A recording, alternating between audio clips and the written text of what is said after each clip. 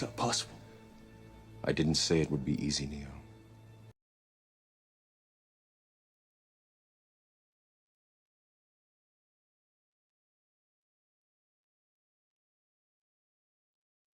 Oh, can y'all hear me? Yes, we can Hear me. hear. All right. Yes, sir. Committee on Parole is called to order. Today's date is May 14th and the time is 9:12 a.m. My name is Danny Bauer, serving as the chairman today. My colleagues on the panel are Mr. Chucky Tillis and Ms. Carolyn Stapleton. The panel today is at DOC headquarters in Baton Rouge, Louisiana. And headquarters staff, could you please introduce yourself for the record? Francis Avenue. Today's remote location is Dixon Correctional Institute. Would the staff there please introduce themselves for the record? Yes, sir. Good morning, board. Dusty Bickham, Warden. Charles Ross Classifications. Donald Cavalier, Classification Manager. Ashley Bradley, Records. Jamie Duvall, Mental Health. Alvin King, Reentry. That's it, sir. All right.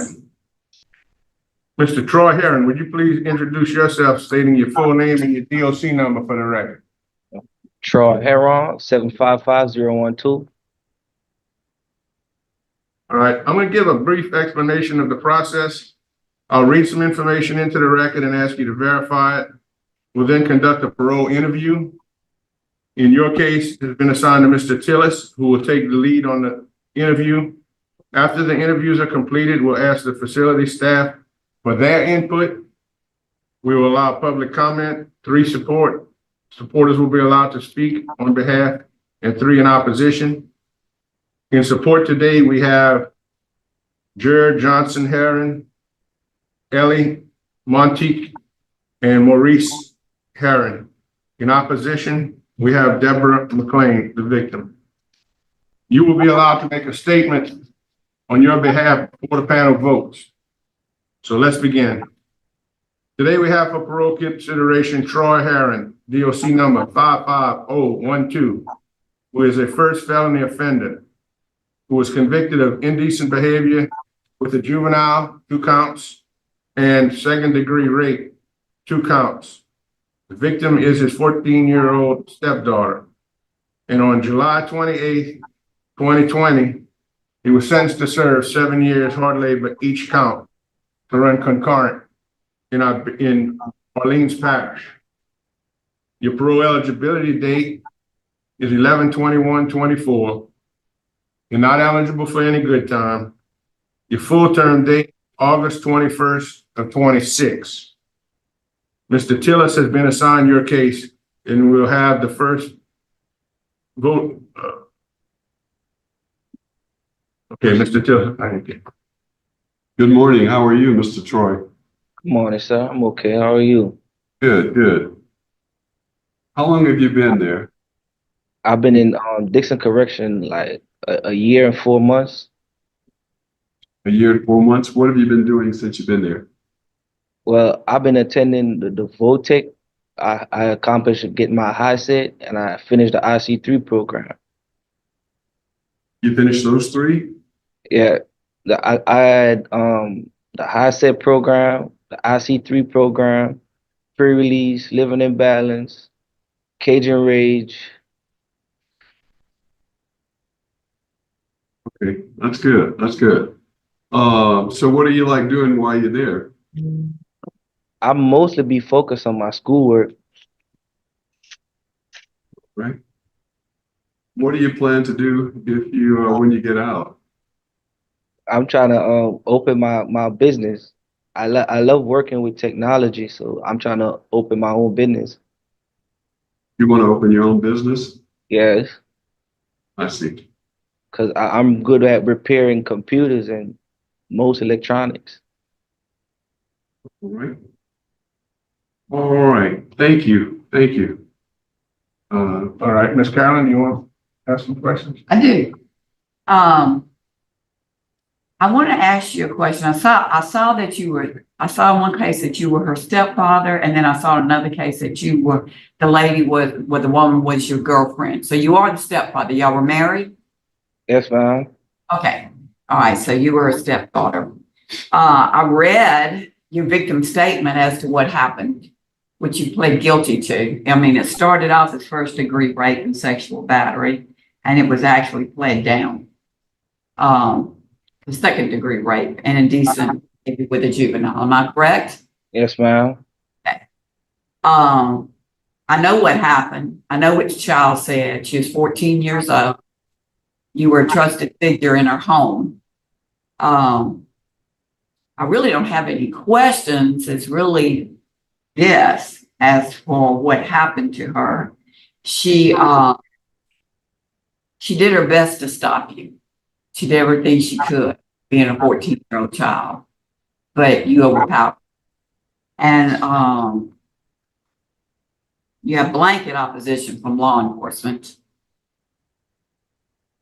And I just want to say that anytime a person takes advantage of a child like that, you take a piece of them that you can never get back. I see that you wrote a victim accountability letter. Is that true? Yes, ma'am. Yeah. There may become the time that she may decide to read that. And I see that you take every class that's offered you. And one day you will get out. And this should never repeat itself. It never will, ma'am. I'm glad to hear that. I'm glad to hear that. I Ma'am. know the victim would be glad to hear that too. So that concludes what I had to say. All right. I see you had classes. Have you ever had any sex offender specific classes? No, no, sir. Is the reason for that you're at a facility where they don't have them?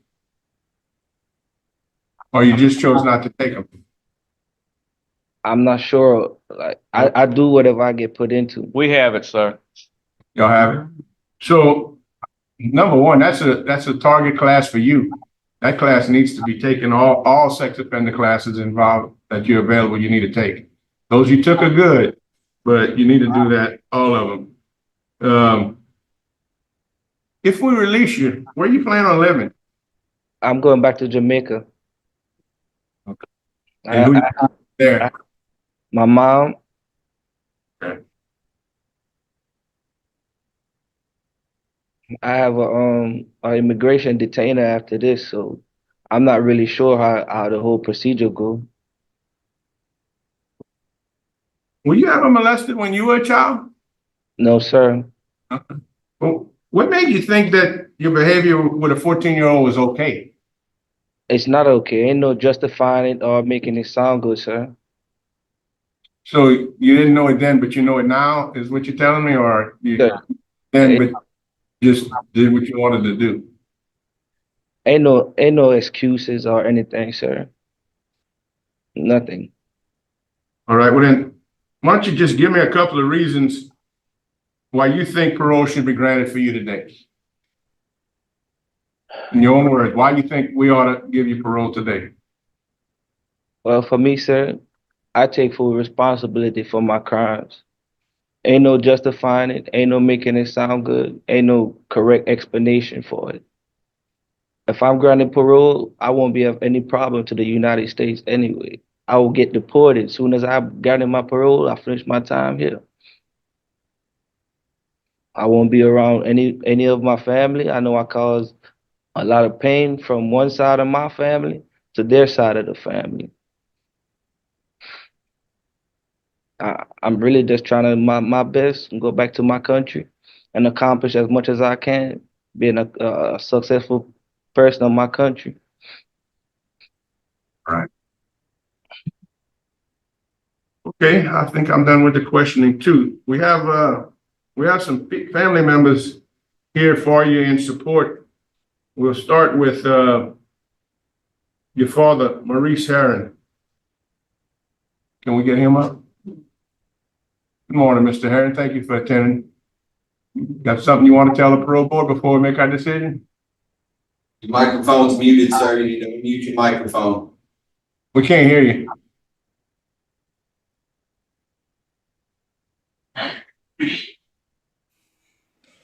Okay, go ahead. Morning. Okay, we have you now. Yes, sir.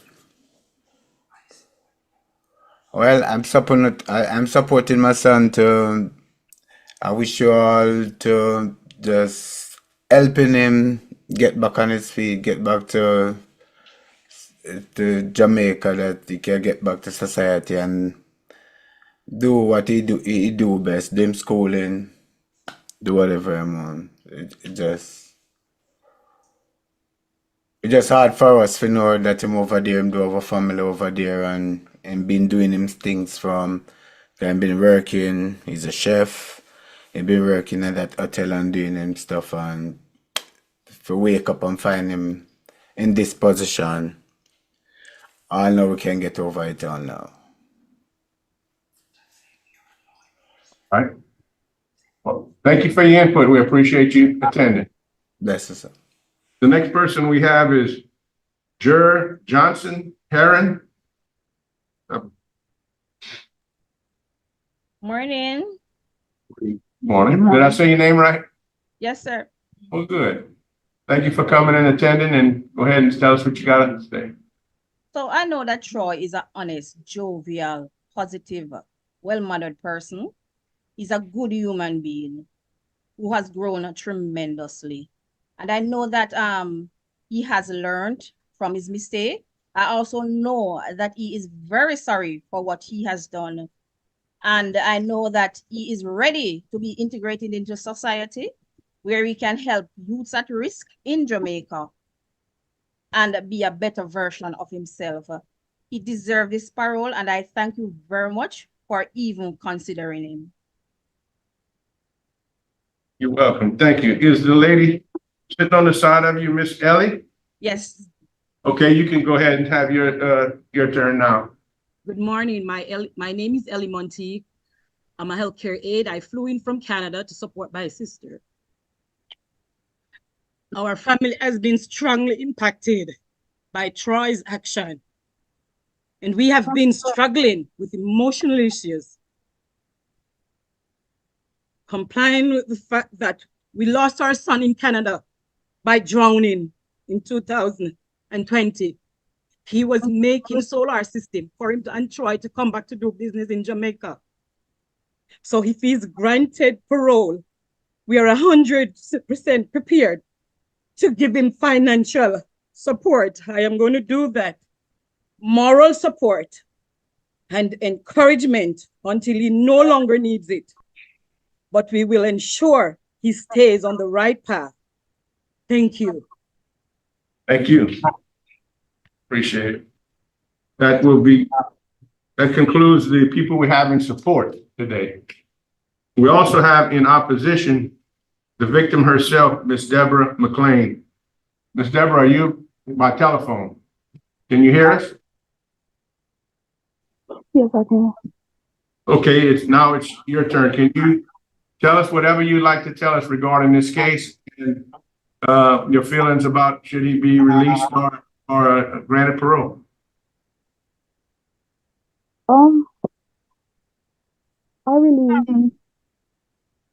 I really don't have no words to say, but I can say that it's in the past, but also it's just hard. But I know someday he's gonna have to get out. And honestly, I do forgive him. But I don't know. That's all. I don't know. Is that everything you want to say?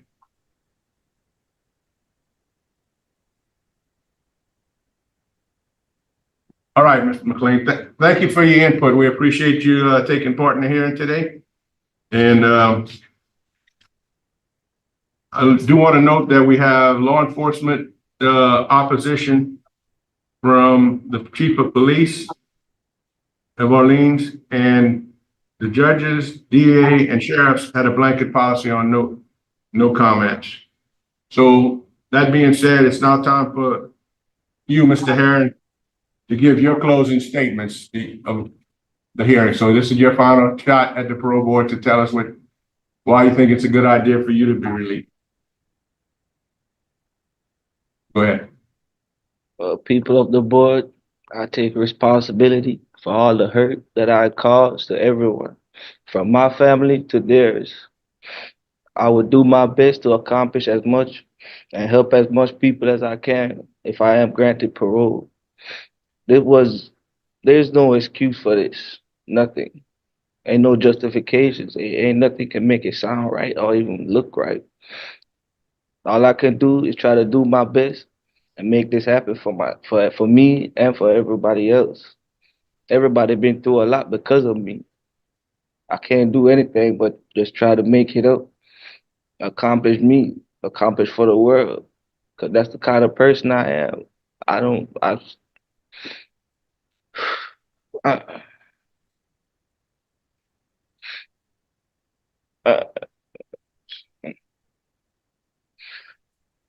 okay, if I'm granted parole, when it's granted, I promise I'm gonna go back to my country and y'all gonna see me in the newspaper.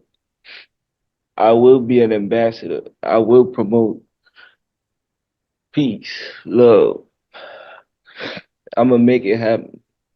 I have a number of skills.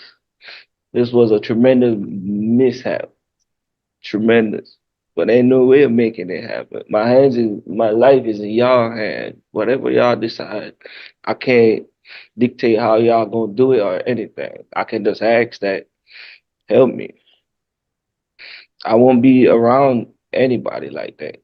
I won't be in the state, so I won't be have any problem to do.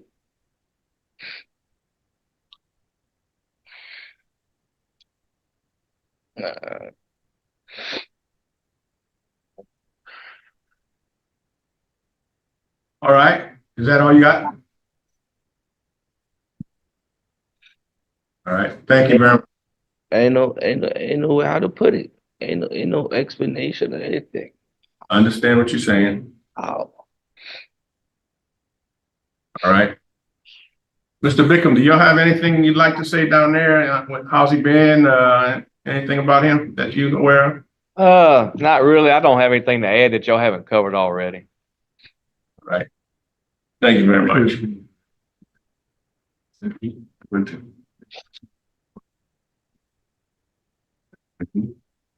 like to make a move that we go into executive session at this time. I second. I vote to go in executive session also. The board will be in executive session. Roll call. Harold Stapleton, Yes. Shoes, Yes. Danny Burrows. Yes. The board will be in executive session to discuss confidential matters. We'll be right back to you. Thank you. A few minutes later. All right. We've concluded executive session and the board is now ready to vote. We're going to go ahead and begin with Mr. Tillis. Since it's his case, he'll be the first vote. Mine's is to deny. Okay. Okay. Ms. Carolyn? Mine is going to be to deny under the grounds that you've only put in basically 2 years out of a 7-year sentence, and they had ran concurrently anyway, so for 2 charges. And then also you need the sex offense class. They were available to you. You hadn't you took all these other classes, but not a sex offense class, and it's there. And the last one is what you did was not a mishap. It was a violent crime against a little 14-year-old. So now pass it, Mr. Barra. Mr. Aaron, I'm impressed that your prison behavior, that you've had only one write-up in the whole time you've been there, from what I can tell. Good work on that. However, I'm very concerned that the victim in this case was only 14 years old when you raped him multiple times. That's very, very concerning to me. And the time you spent in jail seems like a short amount of time to begin with.